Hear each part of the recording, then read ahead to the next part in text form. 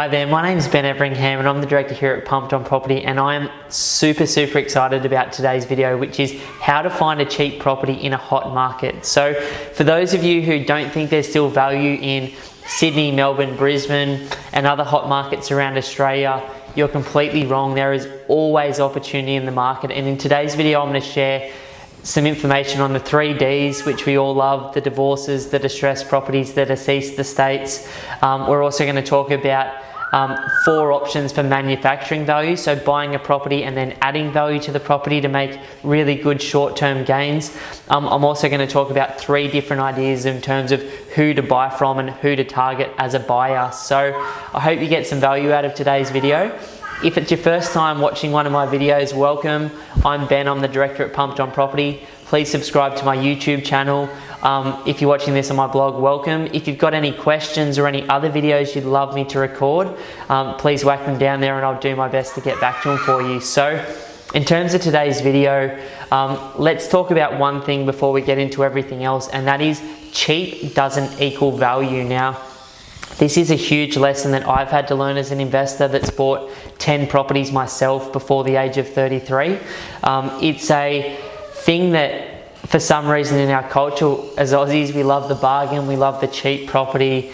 But what I mean by cheap doesn't equal value is buying a cheap property in a regional market, or buying a cheap property in the wrong market at the wrong time, or buying a cheap property in the right suburb but in the wrong street and the wrong pocket of the suburb can be absolutely deadly. Buying a property with issues can be deadly. Buying a property with, you know, the wrong piece of land, the wrong orientation, the wrong floor size of the house, the wrong bedroom sizes. These are all things that, you know, buying main roads, buying next to train stations, buying next to schools and on, you know, commercial property, commercial areas or retail areas. So it's important to remember that cheap doesn't equal value. Just because a property looks $50,000 cheaper than the market value doesn't mean it really is. It might have flood issues or bushfire issues, or it might have a heritage overlay, or it might have really bad soil, or there could be structural issues with the property, or it could just be in a shitty pocket of the suburb that's just cheap, that no one who's an owner-occupier that's going to pay a premium in the future wants to live in, or it's going to take a long time for that part of the suburb to gentrify. So remember, cheap doesn't equal value. You need to understand where market value sits. I got an email of someone who's been watching my videos for a couple of years asking me a question this morning, and he was sort of saying, I found this property, what do you think? And there was a heap of red flags for me personally.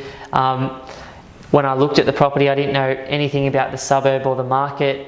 I said, does the property represent for all of the issues that this property has below market value? And he said, yes, it's $160,000 below the average price of properties in the suburb. And then I looked at the area after I emailed him and just sort of went, it really doesn't. If you look at the comparable sales in the street, and for the type of property, he's probably paying market value or even a bit more. So it can be really dangerous by not knowing your sales history. But let's get into the 3Ds first. So the 3Ds I'm talking about is divorce, so properties that are being sold by a marriage bust-up.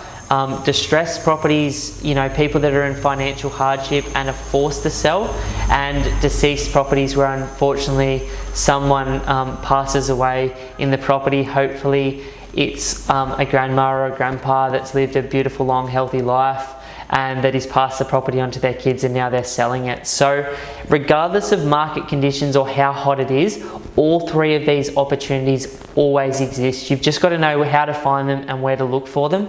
Most of the time they come off market to people like me, or to people that have very strong relationships with the agents. So you know, if you're going to buy one property in the next 5 years, it's going to be really difficult for you to build a meaningful relationship with an agent, where someone like me who buys 150 properties a year in about 10 suburbs has very strong relationships with those agents. And because they know they're not just going to get one transaction from me, we're going to help buy multiple properties over time. Those people obviously favour us and bring those properties straight up. You know, maybe when you walk into the property, they say, this is the value and this is the reason for the sale. When I walk in, they just give it to me completely straight and tell me what's really going on and what's going to actually buy the property and the issues surrounding it. So you know, build that relationship with that agent. You know, look out for these types of properties. They're quite easy to identify. They're normally pretty affordable, or the flip side of affordable is completely overpriced, which I like just as much as affordable, because that overpriced property loses all of its initial traction. If you don't sell a property within the first 30 days, the value of that property and the ultimate price you're going to get just declines on a sliding scale. An example of this was a property I bought for myself in December last year, 2 days before Chrissy. It had been sitting online for $750K for like literally 6 months. No one had bitten. I got a call from the agent saying they're prepared to sell it to you today for $650K. I picked up, you know, that $100,000. It wasn't worth $750, which is why it hadn't sold, but it certainly wasn't worth $650 either. So there can be opportunities there if you're patient as well. So they're the 3 Ds. Now, the 4 manufactured growth options that I personally like to follow or like to look out for when looking for myself and for clients is, you know, simply the renovator. So a lot of people in the market, remembering that 50% of Australians buying in any one suburb at a time, regardless of how hot it is, are probably mums and dads that don't really care about all the cycle stuff, don't care about the market, don't care about paying too much for the property today because they're going to live there for a long time, outside of those crappy new estates everywhere where there's like 70 to 80 or 90% investors, but that's another story and another rant. But you know, that renovator where, you know, the mums and dads miss it, the first time buyers miss it because they're interested in something a bit nicer. You know, only those people that can see past all of that stuff, which you'd assume would be a lot of people, but is really only 10% of the market, can walk into a place and see what it could look like. I don't have that ability, but my wife does. She's an interior designer and she walks into a place and goes, well, if we did this and that and renovated that and changed that wall and added a bedroom here or a bathroom there, the value of the property could be, you know, worth in some cases 10 to 30% more than it's worth right now for not a huge amount of input if you know what you're looking for. So renovators are number 1. The second option in that manufactured growth space, again, I know it requires you to do something, but a lot of people overlook these options, and it can be, as you know, buying well is one thing. Buying something that you can add value to very, very quickly is equally important, and that's a great way to find a cheap property in a hot market. The next example is you buy the 3-bedroom, 1-bathroom, unrenovated home. Let's say you buy it within 7 k's of Brisbane CBD at the moment in a great little suburb like a Kedron. You pay, let's say, 650 to 700K. You lift the home up in 5 years from today. You renovate the home, you add another bedroom and bathroom and living space. All of a sudden, even in today's value, you've got a property worth, you know, $900,000 plus in the right street. You know, it costs you X to put in, but you get a nice benefit or manufacture of growth from a little strategy like that. And those options exist everywhere in the right suburbs, in the right cities at the moment. The third thing in regards to manufacturing value is cheap land. Now, not all developers are sitting on huge amounts of cash. Most developers are over leveraged. Particularly the small developers, they really need properties to sell and will often give you a good discount on the land. So again, another example of this is a little suburb in Brisbane that I like to look at called Cannon Hill, 5-6 k's from the CBD. This is for the more expensive end of the marketplace. Great suburb, you know, train station, one of the best schools in Brisbane, very, very close to all the things that matter. You might be able to go pick up a piece of land at the time of recording this video for just over 500K. You build a really nice 4-bed, 2-bath, 2-car garage, 2 living space home with a nice big block, backyard on a 400 square meter block.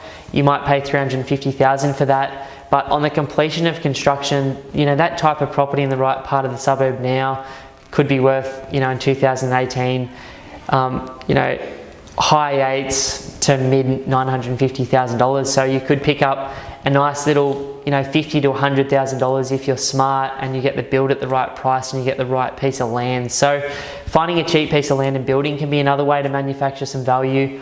The fourth thing in relation to manufactured value is that more advanced strategy, your subdivision, your duplex, your townhouses, which you know, require a fair bit of money time, patience and skills to get through, but can be a great way to pick up things at good prices or below the prices they're intrinsically worth. So the last thing I wanted to talk about in regards to how to find a cheap property in a hot suburb or hot market is really who to buy from. And there's three things we're going to talk about here. The first is my best friend, and that is an out of area agent or a friend of the person selling the property. Now, these people feel like they're doing the owner a favor.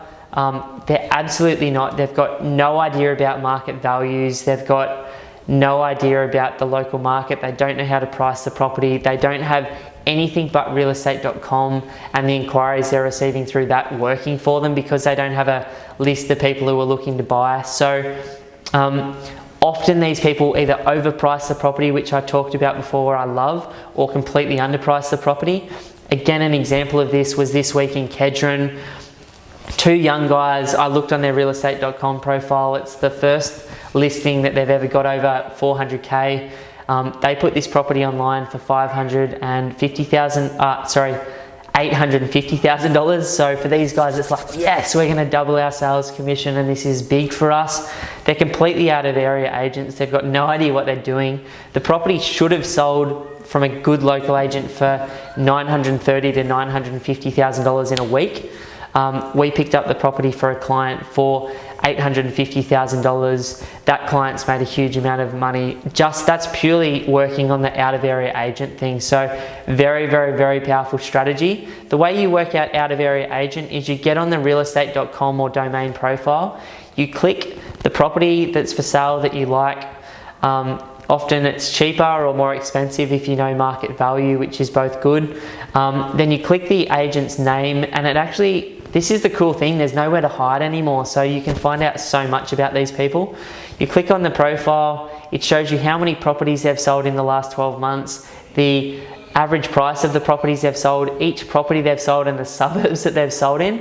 And if you see a big fat 0 in the suburb that they're selling in and there's no suburbs even close to it, you know you found your mate, the out of area agent. So the second thing in regards to who to buy from that I love is an underperforming agent. Now, as much as all the bullshit in this industry, all the flashy suits, the flashy cars, the rubbish talk, you know, your Mercedes, your Mercs, and everyone doing so well, 90% of people in the property industry, real estate agents earn less than $50,000 a year. So remember that walking the talk is one thing, you know, but I don't know where I'm going with that. I had like something there, sorry.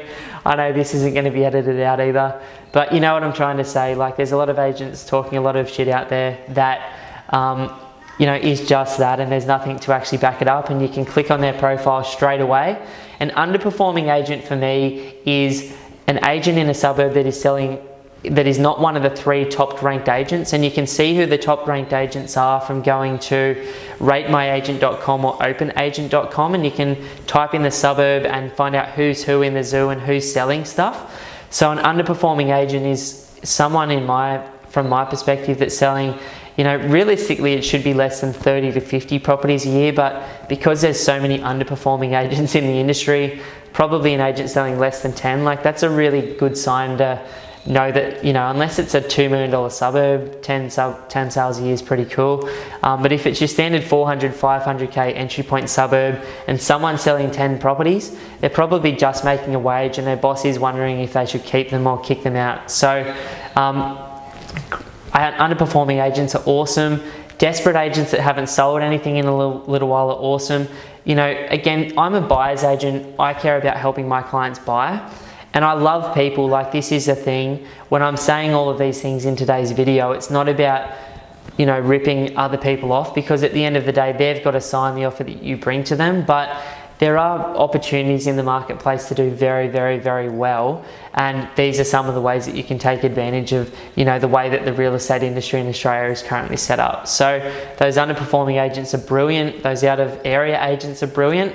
The last one I wanted to talk about, or the third thing relating to who to buy from, is your property managers, your owners, and the cheaper agencies. So there's a reason why the best performers in each suburb work for your Ray Whites and your McGraths and your LJ Hookers and your Hardcourts, because They attract high quality people because they are generally businesses with a bit of value. They generally attract leads. They generally attract high quality, top performing agents because they look after them and give them the right support and training. But there's a lot of other people in the industry, again, like property management agencies that have a huge rent roll. Someone says, I want to sell, and they're like, well, I can help you. A property manager's job is completely opposite from a salesperson. The salesperson's job is to build rapport, to build relationships, to establish value, and to make a sale. Property manager is like the opposite of that. It's to build a long-term relationship. It's to manage the day-to-day runnings of things and work in an administrative role. So very different skill sets. We buy property managers all the time that sell for way, way cheaper than they should. They're stoked because they feel like they've just made their agency a $10,000 commission. I'm stoked because I've just bought a property for 50 to 100 grand less than it should have been sold for if they had have gone to a good agent. Owners selling their properties is the most dangerous thing, I think, that is happening in Australia right now. There's this trend to, I don't want to pay $10,000 or $20,000 or $50,000 to sell my home. I'm going to sell it myself. The way that those companies market is, we'll save you money. We on average save 10, 15, 20K. I'd love to see a report on everyone that sold their property and how much below market value and how much these agencies are actually costing people. That'd be fantastic data for someone to have a look at. The last one is the cheaper agencies, which are just as good as the owners selling them themselves or the property managers selling them. There's all these discount agencies, there's all these online agencies. They attract the worst salespeople in the industry, because why, as a top performing sales agent, would I go work for a company that doesn't have a brand and get a 1% commission when I could go work for a top performing company that helps me generate business and gives me 3%? It doesn't make sense. So you get all of these people coming into the industry, all of these people that just want to churn and burn and make quick sales. And man, I'm not going to name names, but you know who they are. They're easy to find out who they are. These companies are costing their clients on average $20,000 to $100,000 very, very consistently. Not all the time. There's obviously good people with an integrity in these companies, but there's so many good ones to buy from too. So I hope this has been a nice big wrap on how to find a cheap property in a hot market. We've talked about the 3 Ds: divorce, distressed, deceased estates. We talked about the 4 things relating to manufacturing growth being renos, adding bedrooms and bathrooms, cheap land and building and subdivisions, etc. And then we've talked about, I don't know what I did 4, the 3 people who I love to buy from being out of area agents, underperforming agents, property managers, owners, cheap agencies. So I hope you've got some value from this and some different ideas. There is always an opportunity. Obviously, don't buy at the top of a market. Don't buy at the decline of a market. Don't buy just before a GFC or a mid-cycle slowdown. Be strategic about this stuff. Keep an eye on the bigger picture as well. Some great books to read on that sort of stuff, like The Secret Life of Real Estate Banking and The Power in the Land by Fred Harrison and by Phil Anderson. Really good books to give you a much bigger context of the bigger cycles that are at play. But if you're buying at the right time, in the right marketplace, in the rising stage or at the bottom where you should be buying, these things are absolutely gold. If you're buying at the top as an owner-occupier and you don't mind that you're buying at the top, make sure you follow these things to get yourself a good deal. For those of you thinking about buying in the next 12 months, I'd love to offer you a one-on-one strategy session with me or my brother Simon, where we can talk about where you are and where you're looking to go medium to longer term, and then we can talk about the Australian market and see where you're at. It's a complimentary session, no pressure. If you would like to work with us after that session, we take on 7 to 12 clients who are aligned with us each month that want to buy high quality properties in great markets at the right time and have a long-term approach to investing like we do. So thanks for your time and attention, and have a great day.